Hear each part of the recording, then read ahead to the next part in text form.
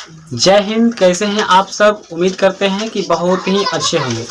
आज के क्लास में हम लोग संस्कृत पढ़ने वाले हैं। उम्मीद है कि आप लोग इसे जरूर अभी तक शुरू नहीं किए होंगे या फिर शुरू कर दिए हैं। तो आप ये संस्कृत हम लोग तीसरा पाठ पे पहुंच चुके हैं। 2 पाठ हम लोग पढ़ा चुके हैं। तो आइए, ये कहानी है अलस कथा। एक कहानी है जो आलसियों के बारे में बताया गया। जी हाँ, तीसरा पाठ है, आलसियों के बारे में इसमें बताया गया। देखिए, आलसी वे पुरुष होते हैं जो भूख से व्याकुल होने के बाद भी कोई काम नहीं करना चाहते हैं, वो पुरुष आलसी माने जाते हैं। मृत्यु के डर के बाद भी वो नहीं भागते हैं, तो वैसे पुरुष क्या कहे जाते हैं? आलसी कहे जाते हैं।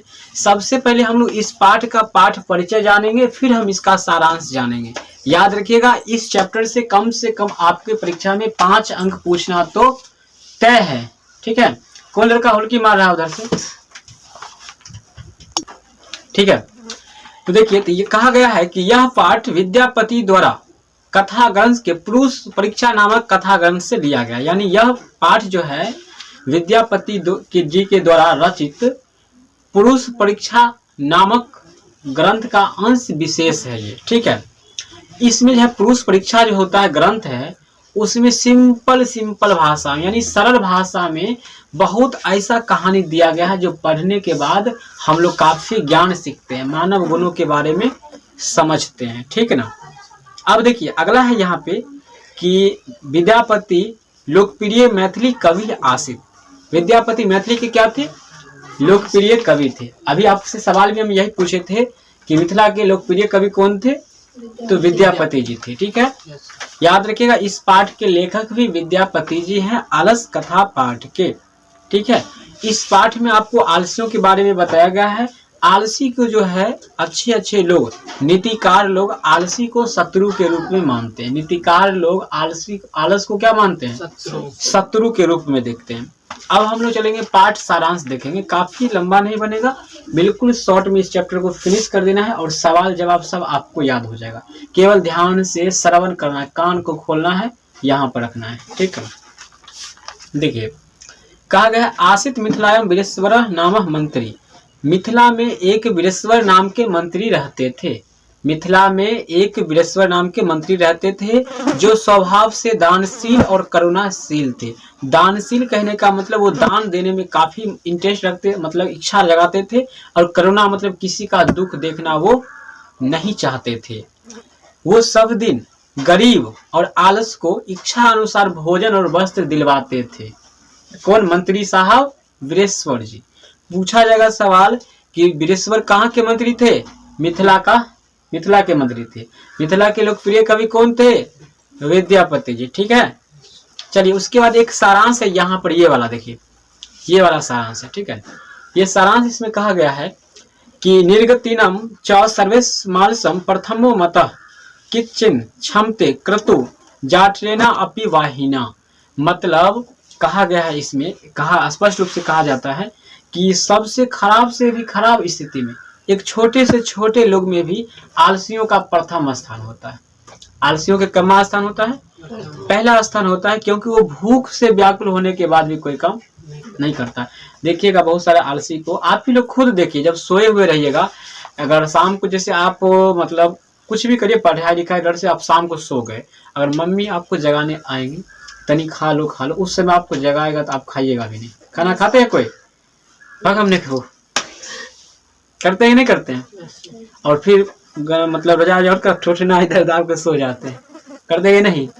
सो जाते हैं, मतलब वो भी एक आलसी है, वो भी एक आलसी है।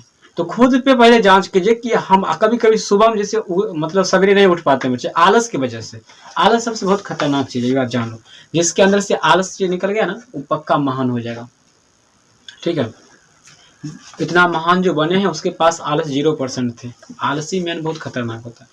ठीक है, तत्व आलस पुरुष नाम। यहाँ पे देखिए, उसके बाद क्या होता है, आलसियों लोग को सुख को देख करके एक तोद बढ़ाने वाले बहुत सारे लोग उसमें क्या हो गए? शामिल हो गए। तोद बढ़ाने वाला मतलब होता है धूर्त लोग, जो आलसी थे नहीं, लेकिन पहनावे ओढ़ावे के साथ बोला हम आलसी हैं, और क्या हुआ, उसमें मिल करके भोजन ग्रहण करने लगा। इसके बाद क्या होता है, कुछ दिन के बाद आलसियों के घर में अधिक खर्च को देख करके मंत्री जी के जितने भी आदमी थे योगी पुरुष नियोगी पुरुष थे। नियोगी पुरुष कहने का मतलब होता है राजा के जो मंत्री साहब थे जो भोजन वोजन देते थे, यानी जो स्टाफ लोग थे, समझ रही हो ना। वो सब लगाया दिमाग, क्या दिक्कत है, नहीं समझ में आ रहा है, नहीं समझ आता है ना।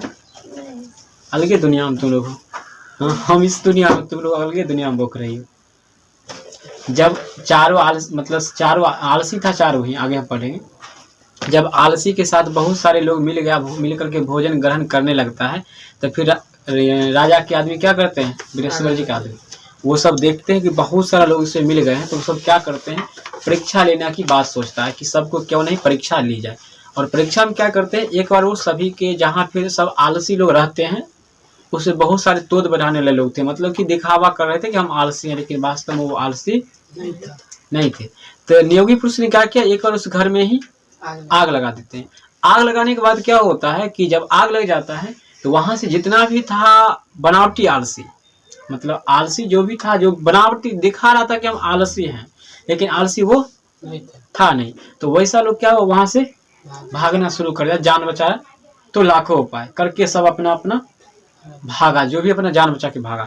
लेकिन 4 वो पुरुष था आलसी, जो भागा था नहीं भागा था, चुपचाप सोया हुआ खराटा मारा फुर फुर फुर फुर मारा सोया हुआ था, मतलब 4 वो नहीं भागा था, ठीक है। तो पहला आलसी क्या करता है, कमर से ओढ़े हुए ही बोलता है, क्या बोलता है कि बाहर हल्ला क्या हो रहा है। तो दूसरा बोलता है मुंह उघाड़ करके, लगता है बाहर घर में आग लग गया, बोलता है घर में आग लग गया। फिर तीसरा क्या बोलता है कि कोई ऐसा महान आदमी नहीं है जो हमको भींगल चटाई से बचा देगा, भींगी हुई चटाई से। कौन बोलता है, तीसरा बोलता है।